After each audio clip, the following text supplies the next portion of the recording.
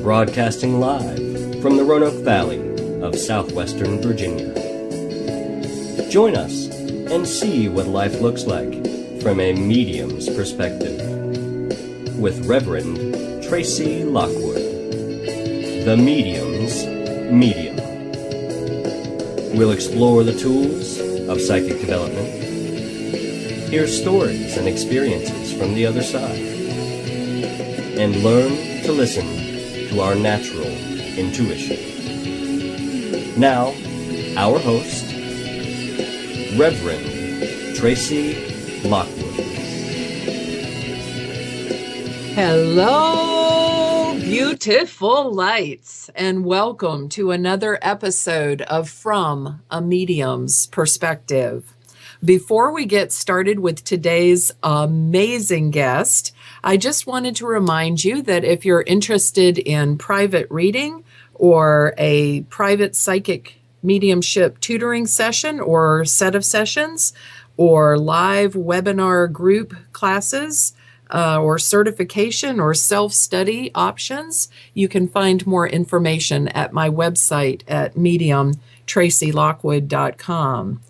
Well, today I am thrilled to introduce someone who has combined a variety of modalities together to create a highly unique and very profound service.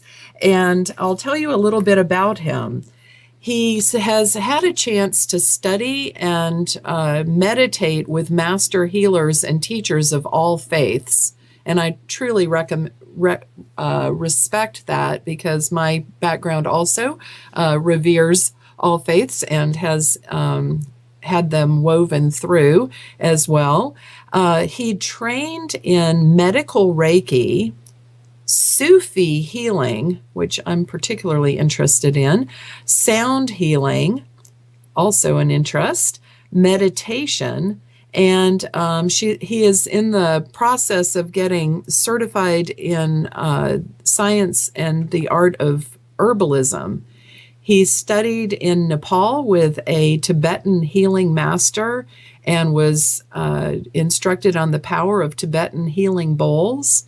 And in 2015, he opened a center. It's called the Sanctuary Healing Center on his property in the Catskills Mountains here in the U.S. And he works in depth with his clients and hosts workshops and cultivates his land and has an organic vegetable farm and uses plant medicine and also is a beekeeper, honeybees. And I just thought I would like to introduce him to you today. His name is Guillaume Gauthereau. Welcome to the show, Guillaume. Thank you, Tracy. Good evening or good afternoon for you. I know you said that you're currently in France and traveling with family, etc. Thank you so much for joining us, particularly Thank you. It's a pleasure. Today, so close to the holiday.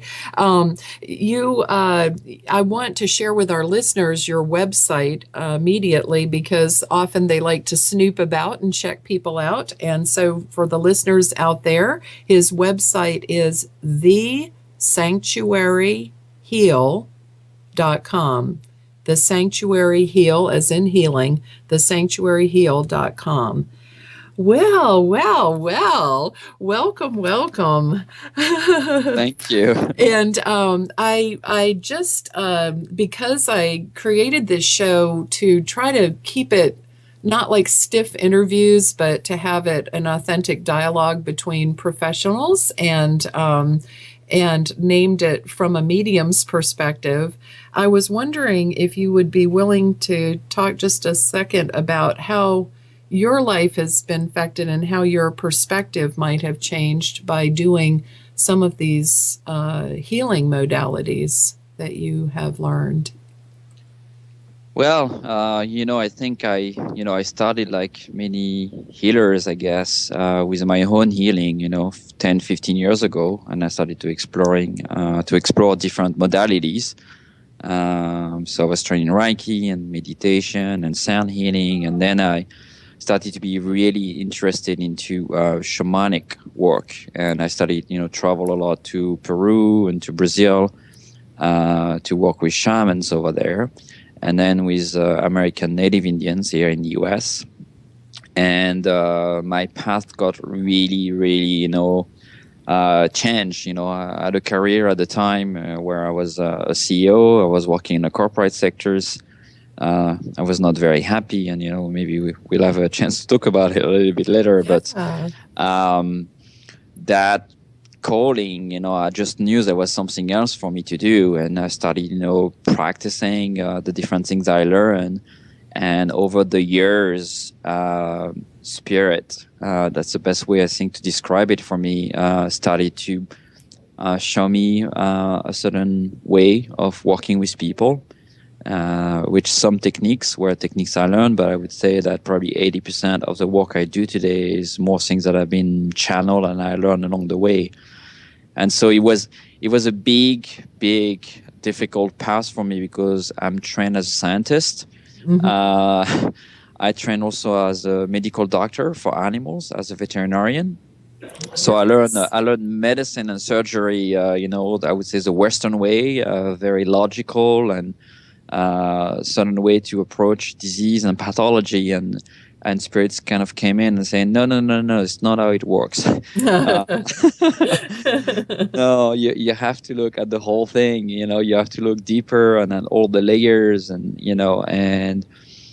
I kind of, surrender to it, I guess. It's been a process, it's not like it happened overnight, but it's been a process to really understand what work I was supposed to do, what kind of healing I was supposed to do. And the clients started to come, and I started to travel a lot. I do a lot of retreats all over the country and abroad. And now I would say, my healing is really my life in many ways. It become more than a job. It's just a lifestyle and a way that I relate to spirit on a daily basis, and it's something that I bring into the work I do and the people I work with. Oh, I love how you express that. That is so eloquent, and it's how I feel also about. It's just an integration. It's almost like our being becomes our work, but our work is an expression of our being, and it's hard to separate the two when it happens like that. But I think that's how it's supposed to be too for us, or at least an ideal situation to be. Yeah, exactly. To live and work in your passion too. Yes. So I was really curious a little bit. I've never heard specifically about someone training in Sufi healing. I lived in Saudi Arabia for 3 years and explored the concepts of Islam for a while, and among other religions as well.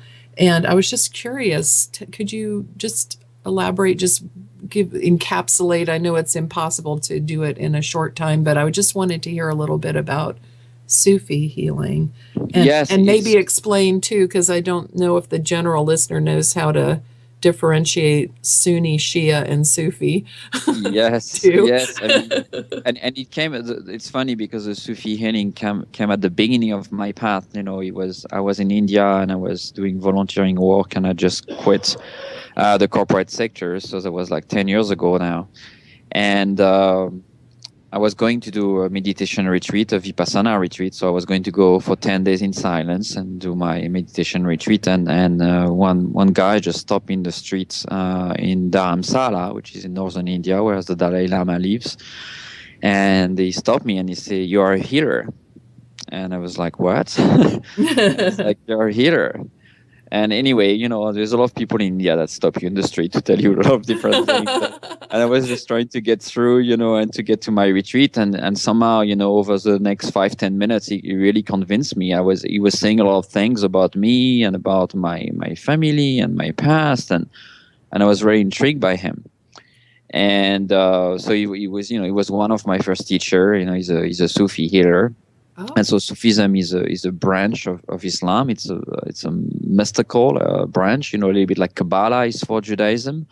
Yes, yeah. I've often thought of it like Shia is very rule based in Islam, like sort of like Catholicism in the US maybe, and Sunni is sort of mainstream, I guess, and like more just everyday belief system. And then Sufi is like I don't know, I think of them as the Pentecostals of the Muslims. Yes, exactly. You know, And I'm sure they wouldn't define it that way, but that's how I think of it because it's how I can relate to. Yeah, totally. And I think we all know Rumi and, and the great poet of Sufism, Yes. we all are always very touched when we read about them. And my teacher, he usually was from Pakistan, and he was basically chased out because radical Islam doesn't really allow Sufism. No. Because the Sufi, they sing the Quran and they have a very poetic way to approach it, and they have a very direct connection to spirits and to God. Yes. Which is a very profound inner experience, and that's what I was really interested about. And so, instead of going to my 10-day, Vipassana retreat, I ended up spending, me a long time with him. Oh, wow! I stayed with him, and he said, I'm going to teach you, and and in fact, it was quite interesting because the first session, so he had this little practice store, I would say, in Dharamsala, where people would come for consultation. And so I came with him. I had tea the whole afternoon, and we were chatting. And then a client came for a session, and he sat. The client lay down, and he turned off the light and put a few candles, and he started to put some beautiful music, and he started praying, and he had me sitting on the other side of the table. And then he came next to me and he told me, in my ear, he said, "You're going to do the healing. I'm not going to do it." And I look at him like he was crazy. I'm I was sure like, it felt "What do you like that. mean I'm going to do it?" He hasn't taught me anything yet. Oh no! He says, you just have to remember. You have to remember. You just know how to do it. So he had me close my eyes. He had me close my eyes and put my hand on that person. And he was sitting in front of me, and I was, opening my eyes every 30 seconds, like, what am I doing? And he had me breathing and started singing, and I started doing the whole session for an hour on that client. It was my first session, I guess, as a healer. Wow. Ever. And it was very profound. I mean, the person on the table started crying and started shaking, and a lot was going on there. Funny enough, the client was a French guy, like me. Oh, interesting. Yeah, it was very, very particular, very bizarre. And then, at the end of the session, he was sharing about what happened. I was sharing with him what I felt. And I guess, one of the greatest gifts my teacher gave me, and this first teacher, was really to trust my feeling, to trust, that we are all healers. We all know what to do, but we need a huge amount of surrender and faith to be able to do our work. And he really helped me to tap into that. And so Sufi healing, is a mix of, they use different oil with different herbs in it. So it's like a massage in many ways when you look at it from outside. But the difference is that there is, intentions and prayers and calling different spirits and all of that. And so that was really the beginning of it. And I'm still, in contact with him, and, he still has his practice in Dharamsala and in Goa in India. And he's quite a wonderful man in many aspects. What an incredibly profound and synchronistic encounter, and it really fascinates me. And I'm I had an unusual experience when I was in my 20s in a Pentecostal church. I had no training, and I still don't have any formal training in any kind of energy healing modality, but I'm maybe going to learn some more. And I had come in on a prayer, some people praying before church for a lady. They had sort of the men's prayer room and the women's prayer room, and this woman was sitting there, and everybody had their hand on her and were calling out to God to heal her, or to, I don't know that they were even saying healing, but all of a sudden I felt sort of this leading, and I started walking around in a circle this way, and I felt like clap your hands this many times and then go the other way and snap your fingers and go back the other way, and then touch her on the back of her top of her spine, right behind her, like the bottom part of her neck. And I did it, and I thought, oh my God, I look like I'm insane, you know? And, but I just did it, and I just, you know, kind of, I couldn't ignore what I was feeling, but I went in, I reached and touched that place on her, and she turned around and she said, God just healed me through you. And I was like, oh, okay, you know, like, I don't know that I felt anything other than like nervous. And she told the church later that she had had breast cancer and it was gone. And that really got me so curious. And just recently I saw on YouTube a lady who does some form of extraterrestrial healing. To me, she's speaking in tongues, which is known as the languages of light now. And she does this very free style. Her last name is Rochelle, Rochelle.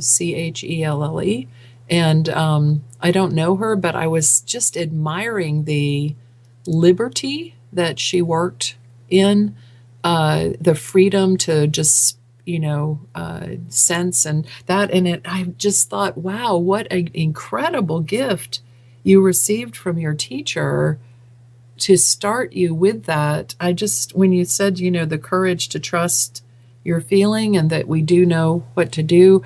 Wow, what an immersion. That's just extraordinary, Guillaume. That's extraordinary. Yeah, it is. It is. And years later, in fact, it was, you know, many, many years later, I was doing a shamanic ceremony with an American Native Indian here in the US. And all the message I keep hearing, you know, from Spirit was, you just need to remember. And I was like, what do you want me to remember? I said, you have done all that before. Just remember. And I got really upset during the ceremony. You know, at some point I was like, I just don't remember. And they were like, you just have to remember. And it was their only answer. I say, every time I ask what to do, say, you just have to remember. And so, you know, it kind of resonated a lot with what my teacher told me a few years before, you know, and now I understand that, you know, I mean, we're talking many years later, but at the time, you know, it was really, really kind of a bomb, you know, in my left brain, in my logical brain, you know. I was trying to make sense of things, you know, and it was not an easy process for sure. No, definitely, especially someone like you said with the training. I always wanted to be a veterinarian as a child too, and all the way worked with a vet and distracting the story. But I really until my probably mid-20s thought that's where I was headed to. And I guess I'm glad I'm where I am, but I still love animals. But what a shift for you. You know, obviously you were focused on, you know, spirituality, or that was calling to you, or you wouldn't have been in India thinking about a Vipassana meditation. Yeah, for sure. I was on a spiritual path for many, many years, you know, for sure. You know, it was your whole life, right? So yeah, it was there. But it's one thing I think I felt, you know, my spirituality was a lot in my head. So I was very interested about it. It was calling me. It was something I understood. It was something I felt comfortable with. But I felt it had to really drop into my heart from you know, come from a different space, you know. Something much deeper. And that's really what happened over the years, I guess. You know, it dropped deeper to another place, you know. As you studied the different healing modalities, did you find that after a while each ended up sort of following a basic premise that was similar to all, or did you see differences that created different approaches? Tell us. Yeah, I think the way I look at it is that if they all those techniques and all those traditions, you know, if they're all saying the truth, there must be a silver lining. You know, there must be something that they have in common, and there's definitely something in common.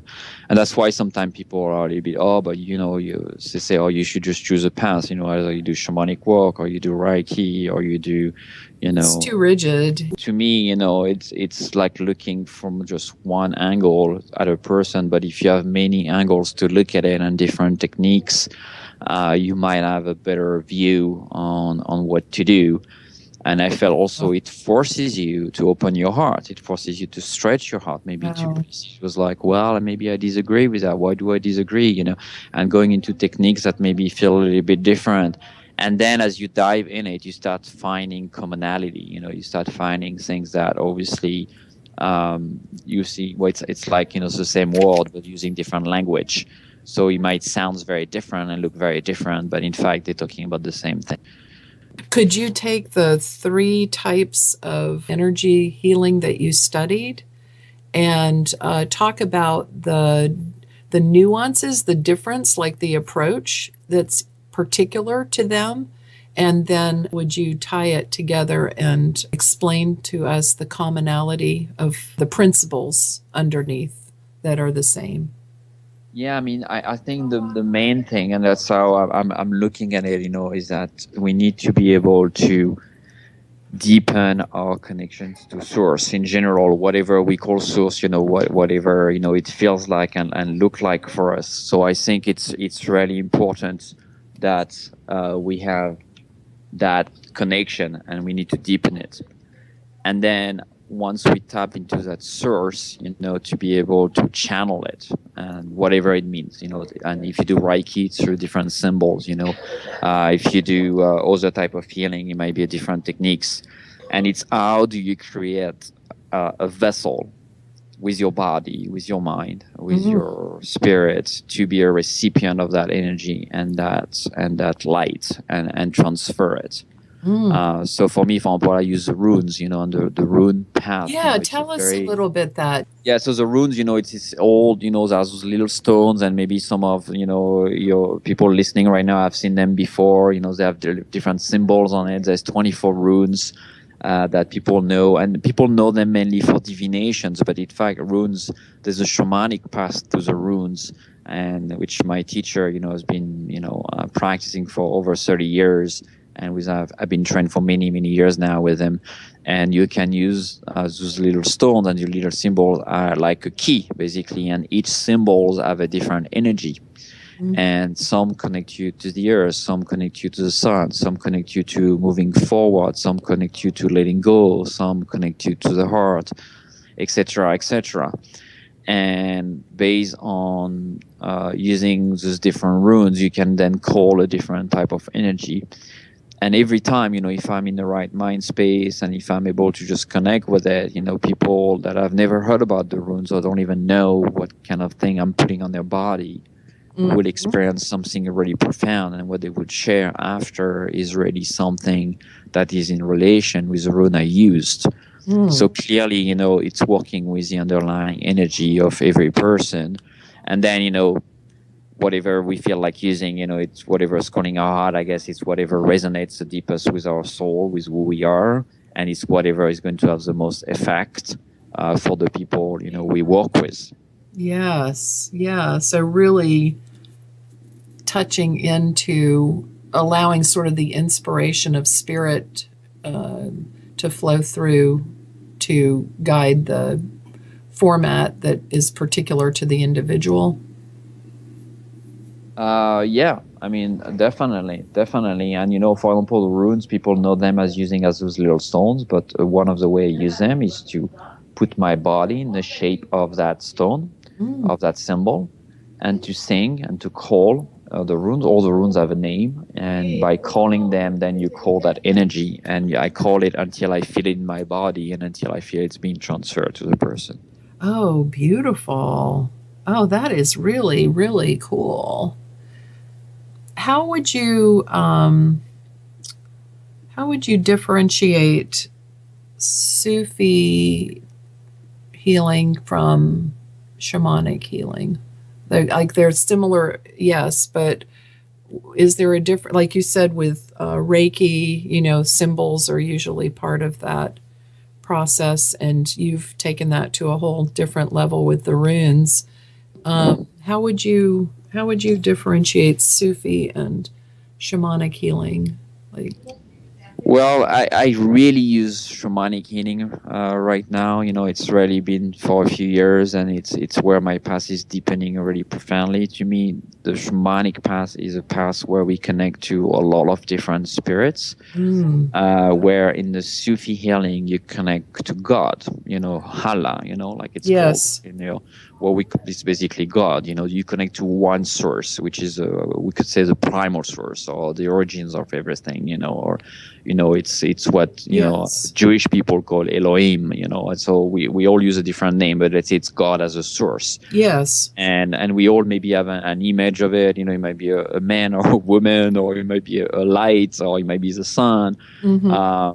Where in shamanism you work with, I would say, some kind of avatars or some kind of a level down a little bit, because you're going to work with the spirit of a mountain, a spirit of a river, a spirit of an eagle. You're going to maybe work with the spirit of Archangel Michael. You're going to work with the spirit maybe of an ancestor. I'm remembering there's the client I've been seeing for a few months now in New York, and in a session I was doing with her on the first session, I saw that all elder women coming, during the healing and in my visions. And then I was sharing with her. I didn't say anything and say, "Oh, I saw that older woman." I was like, "Oh, interesting." And she saw something, and she was sharing to me that she's been seeing that woman in her dreams, and that woman has been coming, and that she thinks she's one of her ancestors, and she keeps coming when she's in need of healing.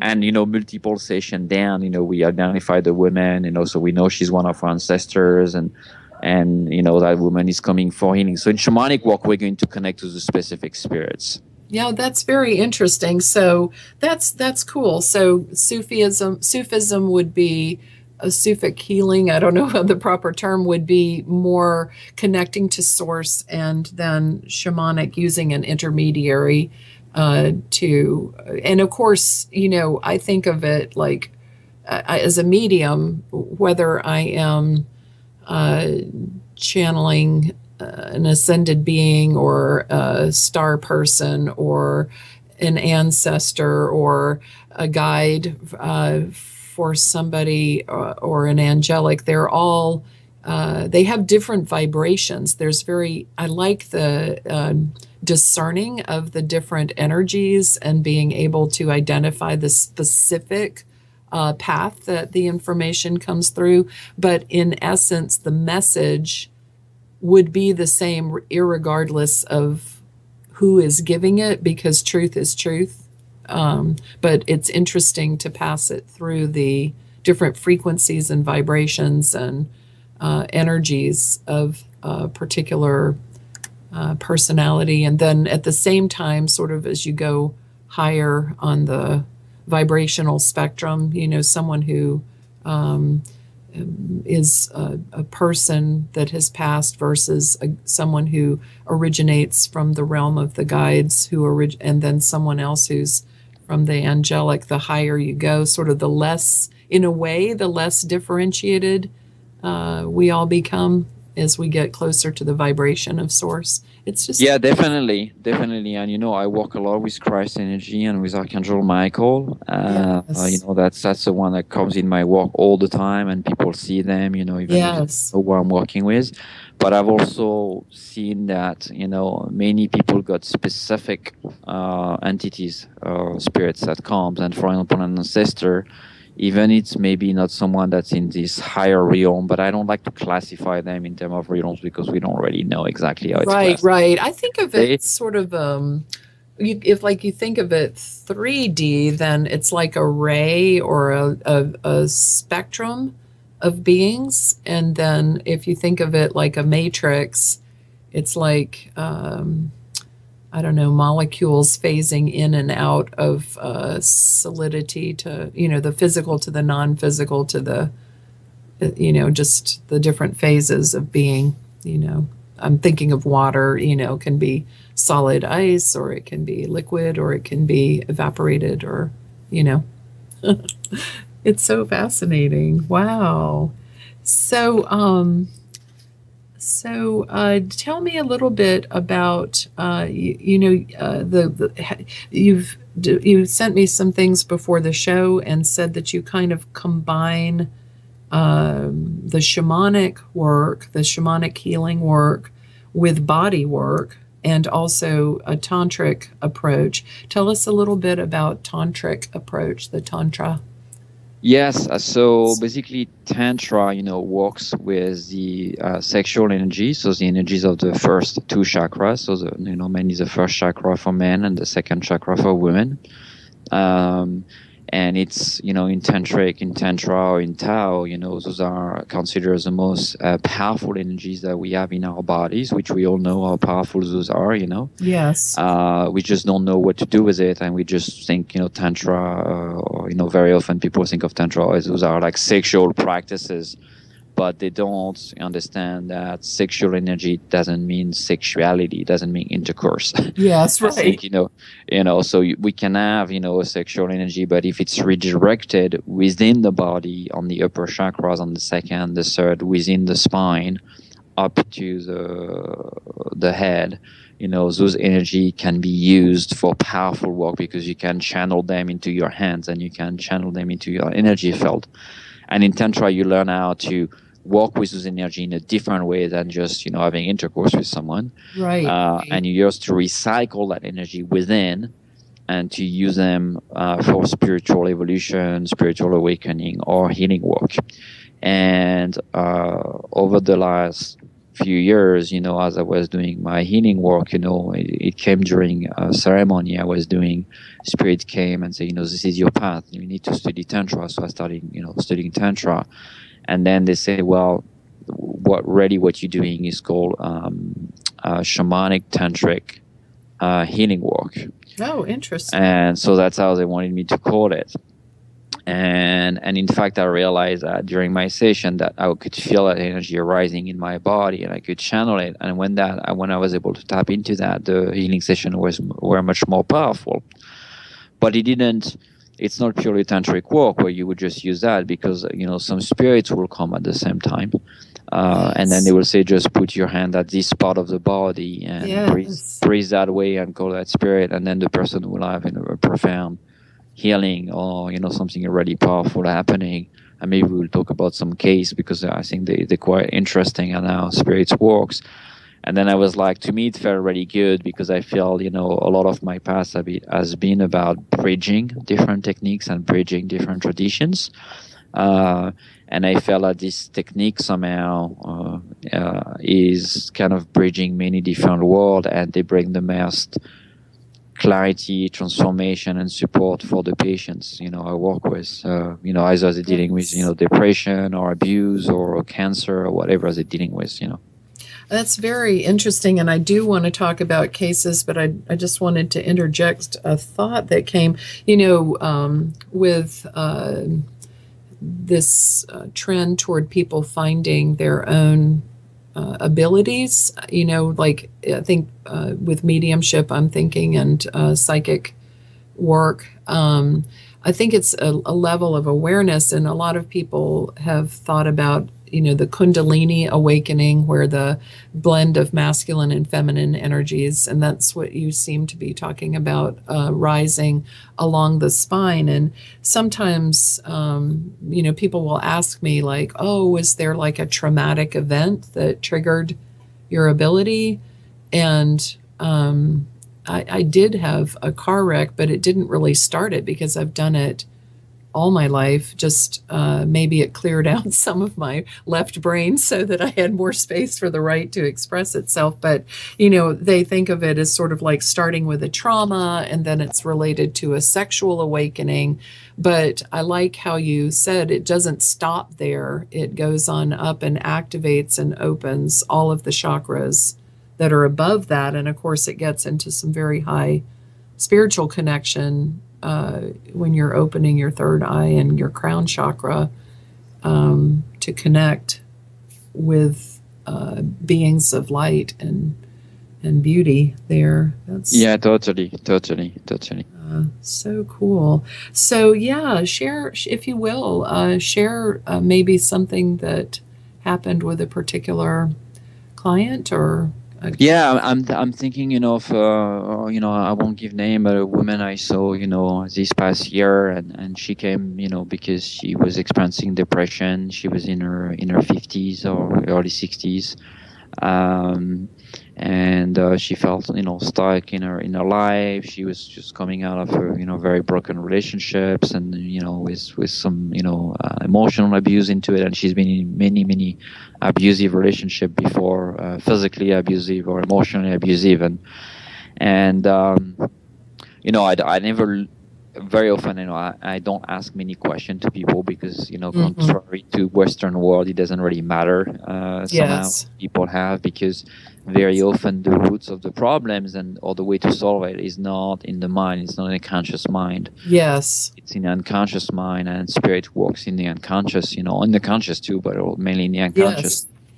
And so we did a session, and after, people get into a trance. When I work on them, after 10, 15 minutes, they start breathing really deeply, and sometimes people start crying and they start shaking. And so the body goes through its process of making visible whatever has been buried, and, and just releasing it through, different ways. I mean, some people might be purging even sometime during sessions.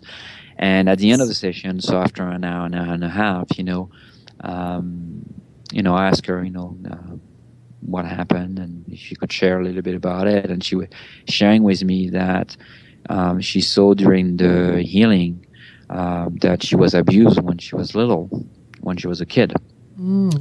And she had no memory of it. Common, yes. No memory of it. And she said, not only I saw that, but I had an abortion when I was a teenager, and I completely forgot about it. And I was like, what do you mean? I said, yeah, it's been such a long time, and it seems crazy that I forgot about it, but I really forgot about it. And Spirit brought us to events that happened in her life, and we're showing her how it defined the way she was looking for partners and the way she was in partnerships. And it allowed her to basically start healing, because unless you know the roots of the problem, you're never going to fully heal. And so, she completely changed. I mean, her face was so different after the healing, and after one session, just this person was just like completely changed, something she's been carried for 50 years, And so to me, that was amazing to see. That's very deep and very... Yeah, Spirit was looking at it. It's like, no, it's not about the last guy she's been with. It's not about the depression. It's about a wound that has basically defined that person's story and is defining the way she's attracting things around her. Yeah. By shifting that, you're shifting, obviously, the way life is going to happen for her. And it was just, I remember crying when she was sharing, tears in my eye. It was really profound and beautiful just to see her coming back into her power. Yes, the freedom and the liberty. I think, and that's passing along the light that was given to you from the people that you trained with, and your inner light that you obviously have and share. That's just such a beautiful thing to, and it I don't know, I like that it gives people sort of the confidence or the courage to move forward, and to own what happened, but not live in a situation where they're stuck in it. And I'm thinking... Yeah, and funny, that I think that's one of the difficulty people have in the Western world, when they go to shamanic healing or energy healing work, is that and that's very often why there is resistance even to go healing, because the only path to healing is to feel, is to go and feel again. Doesn't mean you're going to relieve the trauma, but it means feeling and remembering, things that sometimes we have put in the back burner. We don't even know they're defining us, because once the body can feel them, the body starts releasing them in many ways. We might get a little bit sick, we might be purging, we might be crying, we might be, shouting, but we get that thing out instead of carrying it. Yeah. And, the Western medicine, I know because I've been trained like that, and it has a lot of great application. I think it's very useful in many cases, but when it comes to emotional things, the tendency, on Western medicine is more to numb the body, to make you not feel, to kind of shut down the pain. or it's a way we do it naturally because we are going to, have, a lot of social activity, or we're going to drink alcohol or take drugs, whatever we're going to find as our own medicine to not feel, because it's too painful to feel. And so in the context of, a session, if the space is properly held, it's going to feel safe for that person to go there. And within a few hours, somehow, to be able to liberate something that has been trapped for so long.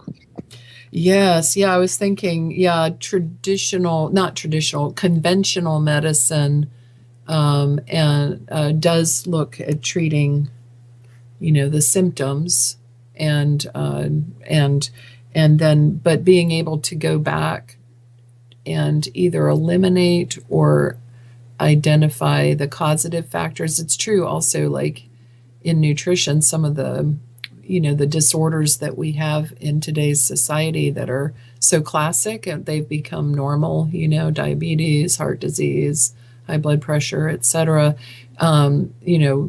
It's in medicine, generally speaking, it seems like it's looking at how to minimize the impact or invasively correct some of the things rather than looking at the causative factors. And that's what you've done, is allow spirit to see and them to see it too. I think that that's just, and we go through life and we just repress or deny things because we're surviving. If somebody suffers a trauma, exactly. They just, especially like if she was sexually abused or physically abused in her early childhood. As a child, you have no power to stop that. It's, and maybe people even act like nothing happened, or you live in fear if you talk about it to anyone. And then you do, just in order to cope with it, we repress and we deny that happened. And because we're surviving, and it's a wonderful gift that we're able to do that so that we can continue our life. But like you said, as things rise up through, it's sort of like a indicator, a symptom comes up. In her case, the depression and the dissatisfaction with that particular relationship and possibly grief over what was going on, and following it back. You sort of mentioned earlier, like when something comes to your attention, and it was in your personal quest, and I'm working on different things in my life too, when you get triggered on something, or you have a reaction, or you have a response to something that sort of surprises you and maybe you're not so proud of, being able to slow down and go inside and figure out, what am I angry about, or why am I afraid? Not just that I am angry and I am afraid and trying to just force it into compliance or to normalcy, but to go deeper and find out, why are you angry, and why are you afraid, and why are you holding pain, or why, those different things. That's what an incredible gift you have too. Yeah, and I think that's the beauty of relying on the spirit. Spirit, has always way more wisdom than we have, with our brains. Oh, yes. And he's going to find the way that, because we're trying to solve this problem with our head, and we're trying for 10, 20, or 30 years, and we're using the same organ, which is our brain, to solve a problem that was caused by the brain in the first place. And so we're kind of in that loop, and never getting out of it. Yeah. And also the brain and the body wants to keep the control because it's just here to preserve us, like you said, so we can get through life, we can get through every day. And so it takes for sure, quite a big amount of courage to go and sit with it and say, what, enough is enough. Yes. I don't want to go there, but I have case also of people, that came with cancer, and I'm thinking of a guy that I've seen recently, that is pretty young, and have a cancer there, and in fact, spirits came with a specific message that it was about something that happened when he was 7 years old, and there was a trauma in his body, and that thing has been growing since then, and it gave him very specific instructions on how to heal it. And to, he said, once you understand the cancer, why the cancer came, and the lesson that is with it, the cancer is going to go away. And that's going to be the way for you to go into your power and to understand that there is a way to heal it. But I would have, neither him or I would have known what to say. It's really us working together and allowing spirit to come in, that those greater views, those magical in so many ways, solutions are brought to the table. Yeah.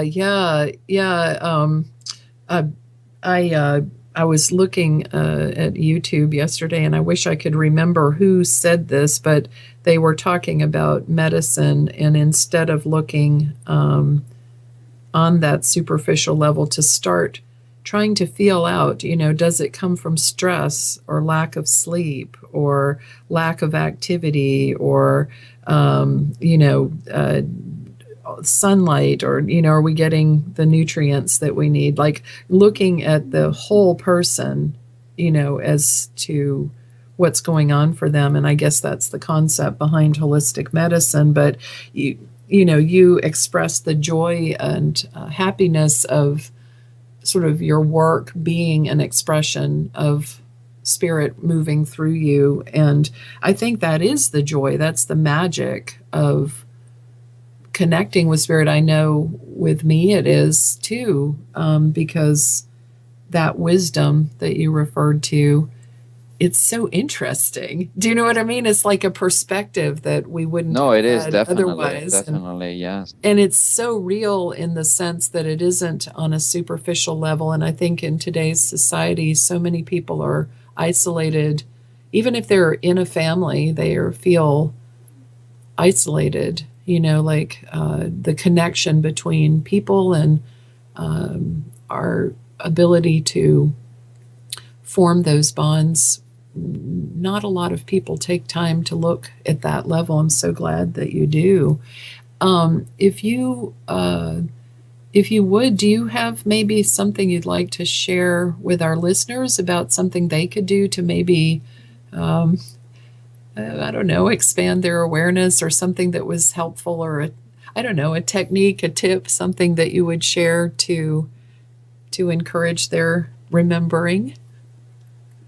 Yeah, I think, it's one of the thing I practice and I've shared with, many of my clients. It's at the end of the day, the body knows what to do, when there is something coming up that doesn't work. And all the practice we need to do is to basically get our mindset into a place where we don't block the body. We allow the body to do the work, and we get into that vibration, that higher vibration, and we let spirit do the work. We surrender into it.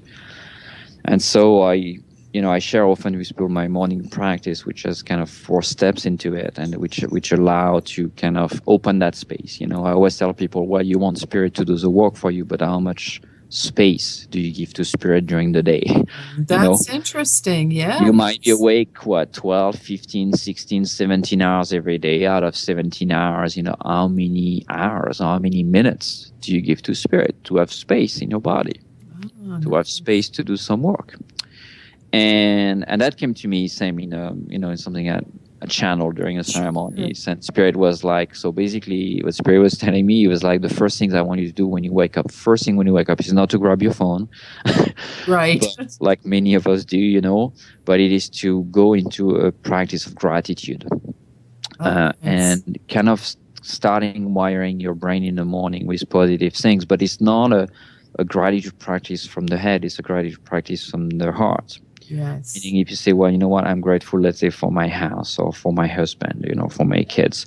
It's not saying it, it's feeling it. Yes. So you say, I want you to feel your gratitude practice. So feel it. So if you say, I'm grateful for my house, I have my eyes closed and I see it. I visualize it. I look at the different rooms. I look, at the time I bought it. I look at the things, are in it and the objects, all what makes me happy in it. And it might take a minute or two. And then I move on to the next things I'm grateful for. So I go for the gratitude practice for like at least 5 to 6 minutes. And we all, hopefully have 5 minutes in the morning. And if we don't, there's other issues, I think. Then the second part of it, say, I want you to go into prayer. And I was like, well, I'm not really religious. I don't really pray. Say, yeah, just say something from your heart. What do you want to create? What are the things you're aspiring to? What are the things you're thankful for? Maybe you say, oh, you know what? I want to pray for my parents because I love them and blah, blah, blah. Whatever it is, just bring your prayers for 4 or 5 minutes. And if you're, religious, or if you connect to, Mother Mary, or, the Christ, or Archangel Michael, or the river, whatever it is, just use those heart connection that you have in your prayer. So then you do your prayer, and they say prayer is asking. So we're listening, basically. Spirit is always listening, but it's like a conversation with a dear friend. If someone is listening, but you're not really talking to them, there's not much they can do for you. Yes. So you go into that second step, which is that prayer practice. And then the third part of it, it's kind of the other side of the coin of the prayer practice, which is the meditation. Because in prayer, you're talking, and in meditation, you're listening. Mm-hmm. So you go silent. And, and you might have a meditation that's a breath meditation. You're just watching your breath. It could be a body meditation when you just feel your body and you're kind of scanning your body from head to toe. And you're just feeling where you are right now. We're not trying to change what is. Very often in meditation, people are trying to silence their mind, or they're trying to feel a certain way, which is not meditation. Meditation is just witnessing where I am right now. Yes. Me, usually I like to do a body scan and say, oh, it's interesting. I can't feel my right arm, and I feel a tension in my belly, or I feel my right knee, but I don't feel my left knee. So I just go without judgment through my body. And very often some message might come, when we start practicing, the silence brings some messages. That's step 3. And then step 4, the last step, is you take your journal, you take your little notebook, which should be on your bedhead, and you write whatever happened.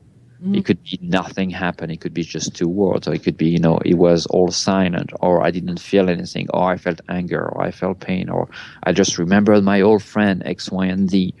You just write it because you want to move those energy out of your body onto the piece of paper. And you write with a pen and not with a computer, because it activates different parts of the brain. And by doing that, if you do 3, 4, 5 minutes for each, we're talking about 15 to 20 minutes maximum of a space you're really dedicated to God or to Spirit, which is to you, to your higher self, to your soul, however you call it, whatever feels right to you. And you create that space. And in that space, Spirit works its magic. Very fun. Oh, the timing is perfect. Thank you so much, Guillaume. We are at the end of the show. I'm hearing the music come in. If you would like to talk with him or connect with him, it is thesanctuaryheal.com. And remember, it is never inappropriate to be kind, and without integrity, you have nothing.